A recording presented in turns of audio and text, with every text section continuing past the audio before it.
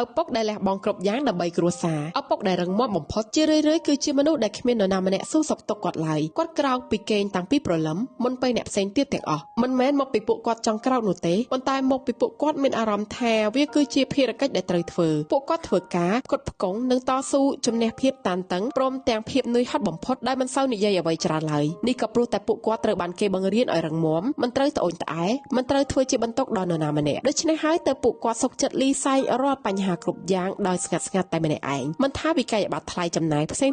សម្ពាធពីការងារឬក្តីបារម្ភខ្លាចខ្លួនឯងធ្វើមិនបានល្អគ្រប់គ្រាន់សម្រាប់មនុស្សដែលខ្លួនស្រឡាញ់និងអ្វីៗគ្រប់យ៉ាងត្រូវបានលាក់ទុកយ៉ាងចិត្តហើយភាគច្រើននៃពេលវេលាក៏គ្មាននរណាម្នាក់មើលឃើញវាដែរប៉ុន្តែនេះគឺជាការពិតសូម្បីតែមនុស្សដែលរឹងមាំបំផុតក៏ត្រូវការគេសួរថាតើប៉ាអូខេឬក៏អត់ពួកគាត់ប្រហែលជាមិននិយាយចេញមកប៉ុន្តែពួកគាត់ពិតជាមានអារម្មណ៍ពីព្រោះនៅពីក្រោយភាពរឹងមាំនិងភាពស្ងប់ស្ងាត់ទាំងនោះគឺមានមនុស្សម្នាក់ដែលកំពុងព្យាយាមអស់ពីសមត្ថភាពជារៀងរាល់ថ្ងៃដូច្នេះរៀងរាល់ពេលខ្លះចូលសួរសុខទុក្ខគាត់ផងសួរសុខទុក្ខមនុស្សដែលស្ងប់ស្ងាត់មនុស្សដែលផ្ដល់ឲ្យគ្រប់យ៉ាងប៉ុន្តែមិនដែលសុំអ្វីត្រឡប់មកវិញឡើយ